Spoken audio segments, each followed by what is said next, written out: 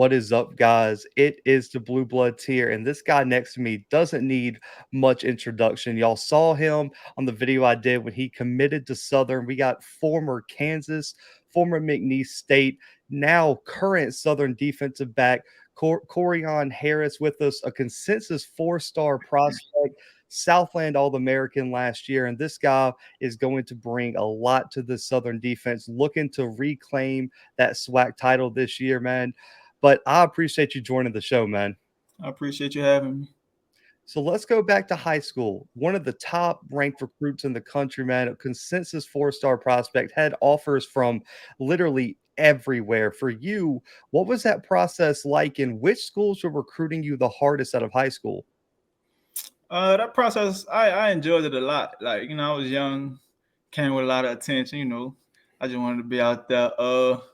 Couple schools I was looking at heavy was like Texas, LSU, Kansas, Florida, schools like that. I mean, they did a good job recruiting though. I'm sure, man. And you had a storied high school career playing both ways, winning state titles. For you, was there any question that you were going to play the defensive side of the ball, or did you ever think about pursuing the offensive side? I mean, I really wanted whatever coach needed. Like, I just wanted to hit the field, honestly. Like, if I could though, I mean, I would like to play some quarterback, but I mean, whatever they need. I love it, man. And you decide to go to Kansas. Head coach Les Miles is there trying to rebuild that program at this time. For you, what led you to leave the state of Louisiana and go all the way to Lawrence, Kansas? Well, Kansas was in the rebuilding stage. Of course, Coach Tony Hall, he played a big part in that too. Him being from New Orleans, me, Puka, Puka like one of my best friends. So I mean, it just felt like, you know what I'm saying, we had a little bond going on. Then they already had a couple New Orleans people up there, Malik Clark, Tacarvie Williams, Mike Lee. So it wasn't really a no-brainer.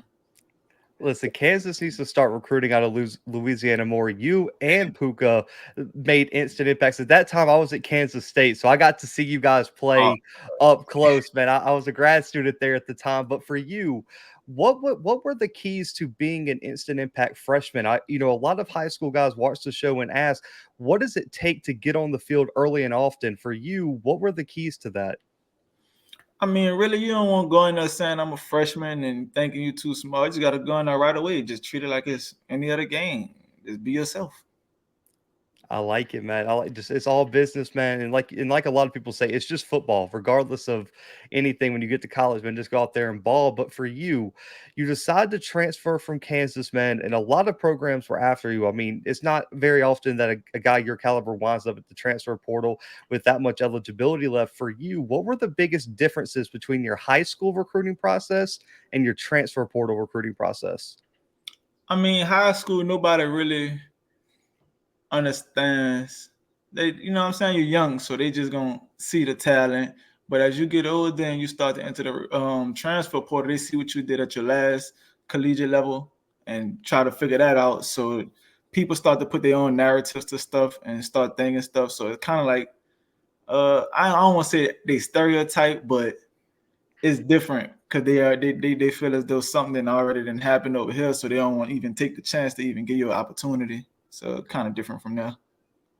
Man, I like that perspective. And you decide to go to McNesse, man.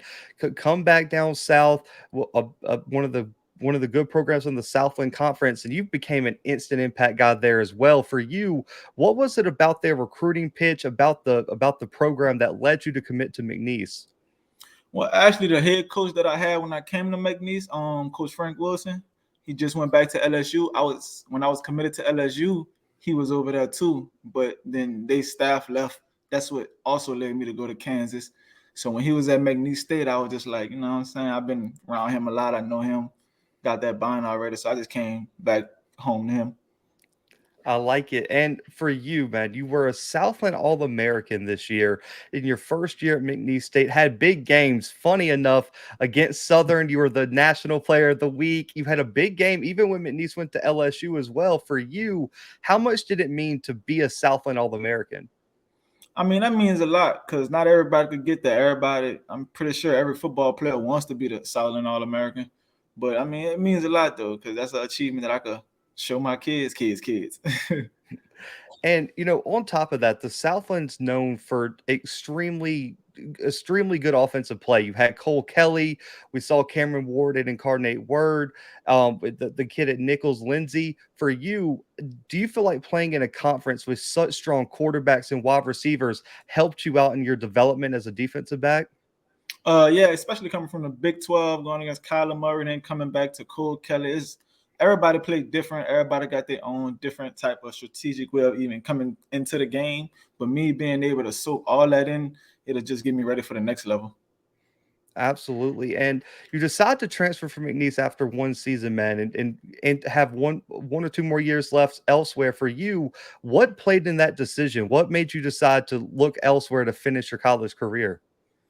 We had another coaching changing staff, and I mean McNeese. I'm pretty sure they're gonna do a lot of great things.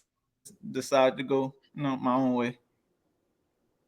Man, hey, you got to do what's best for you. Like a lot of players have come on here and said, you only got 4, 5, now with COVID, maybe 6 years, depending on eligibility. But for you, man, what what made Southern the place to finish your career, get the degree, and possibly even go get a ring, man, before you head off to the NFL? Well, being that it's my last year and I don't really have that much time left. I mean, being close to my family, I got 2 kids, so being closer to them, having all them come out here to help me finish this collegiate level strong. I mean, that's gonna play a big factor in that too. And then also the city and the community behind me, so the whole New Orleans could just drive up to Baton Rouge. We could just all turn up together. Man, I love it. And Southern has one of the most passionate fan bases in the SWAC too, man. They travel, they pack out that stadium week in and week out. And also on top of that, man, there's been a huge HBCU movement in the transfer portal and in the high school recruiting. I mean, 5-star Travis Hunter, transfers like yourself, former 4 stars, all come into the SWAC and MEAC. For you, how much did the HBCU movement and seeing all these talented players go back to HBCUs influence your decision?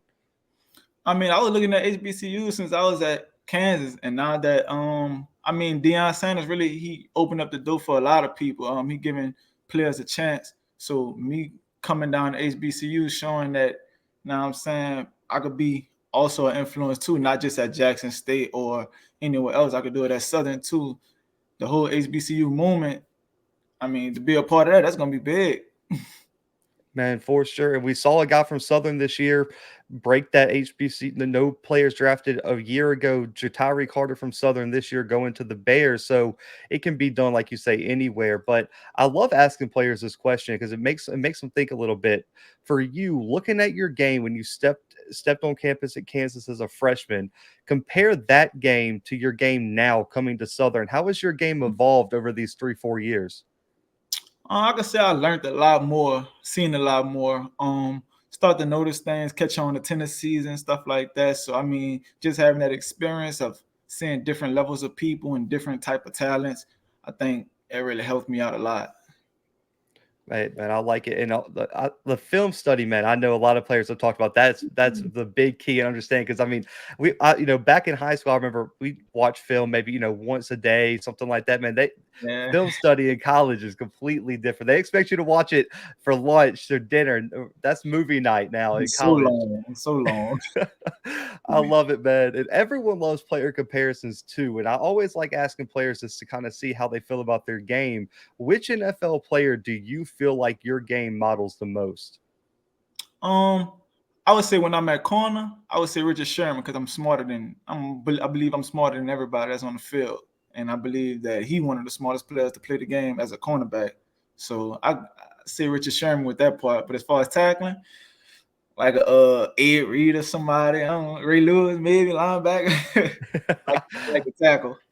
I love it, man. And looking at your game, do you feel coming to Southern? Would you like to stick at corner, or would you like to play a little bit of safety, be in the box a bit? Where do you feel most comfortable with your game? I mean, I'm comfortable really everywhere. I mean, whatever they gotta put me at for us to win and just come out. I even go to DN if they need me to. I mean, anything to win. I'm not no loser. I don't want to be no loser. I love it, man. Listen, I think you guys are good on the D line. Looking at this recruit class coming in, man. Jordan Lewis, Jason Dumas coming in. You got Trey Lane coming in for the JUCO level. Listen, man, I think they'll go with you in the secondary. Those D linemen are going to be something serious. But man, I was an O lineman. It's kind of a stigma. We just go out there and play. We can't do anything pregame. We're just old fashioned, I feel like. But for you, how do you get ready to go ball out in between those white lines, man? What's your pregame routine on game days? Wake up. I like to listen to music a lot. I put on a little Rod 49, some Gliz from he back from my city. Put on some music, talk to my kids, and just go out there and just zone out. I love it, man. And you don't have to give away all your secrets. I know these SWAC wide receivers are watching the show right now looking for any tips to get around you already. But We can't take it. one on one, man. You're out there. It's you and a wide receiver one on one. What's the number one mistake a wide receiver can make against you? Just thinking I'm a regular cornerback. I mean, thinking I'm a regular player that's just not gonna. Just thinking I'm normal, I guess. You say you better come ready to play, man, when you're one on one with him. But DBs, man, notorious on here. I'm telling you, we've had a lot of interviews. Wide receivers snitch on y'all every chance they get. For you, how big of a part is trash talking of your game? A big part. I ain't gonna lie. I enjoy it because it gets the competitiveness out of me even more than what I'm already is. And then the receiver trash talking back. I mean, hey, let's do it. It is what it I is. love it. I love it. We had a DB come on here and say that he doesn't feel like you could be a good DB if you don't talk trash. He said, "We got the hardest job on the field. We got to do anything to get the advantage." So I love that. I love that mindset. And this is a question a lot of subscribers have been wanting me to incorporate in the interviews. But for you, what was your welcome to college moment where in practice or in a game you were just like, "This is different"? Ooh, all right. Kind of embarrassed about it, but I had got I think we played. I think like my freshman year, we played West Virginia. I got a mean stiff arm. I was like, ooh, no more of them. No, that was my last one. That was my last one. Oh man, hey, West Virginia was rolling. I remember your freshman year. That was that West Virginia team that was making some waves. So I love it. Hey, everyone has them. Everyone has a welcome to college moment. But let's give a little bit of credit to the other side of the ball. Who are some of the best offensive players you've ever had to face? Besides Puka Williams at practice, I'm gonna say Kyler Murray and Hollywood Brown. Them two, and CeeDee Lamb that year. So I mean, they had a team. They had a team. I mean, that team was so loaded, and then I believe their running back was an All-American too. At that, if I'm not mistaken, it was I believe Perrine was his name. Was it? I I think believe they had him, or was it's it like, Nixon that year? I don't. They had like 3-4 Yeah, of them. it's that team was so loaded. They would just rotate. I love it. You just said, listen, that whole Oklahoma offense, that's what we're gonna roll with. Yeah. But man, you come from the Power Five level, and we know what it is with the NFL draft. I'm an FCS podcast, and this year was the first year that 20 plus players from the FCS have been drafted since I believe 2008. Man, for you, what is your response to people who may overlook you for playing at the FCS level? I mean, they can overlook what they want. They can say what they want, but you're gonna see me. I'm gonna be around for a minute. So it is what it is. Man, I love it. The talent level at the FCS level, man, is so overlooked. I think at every single conference and everything like that. But for you, we know what the ultimate goal is to get to the NFL draft, get to that next level, or even get to a professional league, USFL starting up, XFL. For you, if an NFL franchise asks you what they're going to get if they take you in next year's NFL draft, what do you say? They're gonna get a player that loves football. Like it ain't just about the money or the fame and all that. I just love playing the game. It's kind of like a stress reliever. I grew up playing this game and I just love it. So you're gonna get somebody who love playing the game, real competitive, and shoot, I'm bringing everything I could possibly bring to the table. I love it, man. And for you, coming into 2022, you got a new team, Southern, one of the favorites to win their division, get to the SWAC championship this year.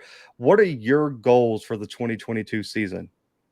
Basically, to come in, play my part, be a leader, um, create some turnovers, create some chaos for the offenses. So, and if hopefully when we do come out successful throughout this thing, win the conference, maybe get a championship, win the Bayou Classic, of course, in front of my home city. It's my first time playing home since high school, so it's gonna be fun.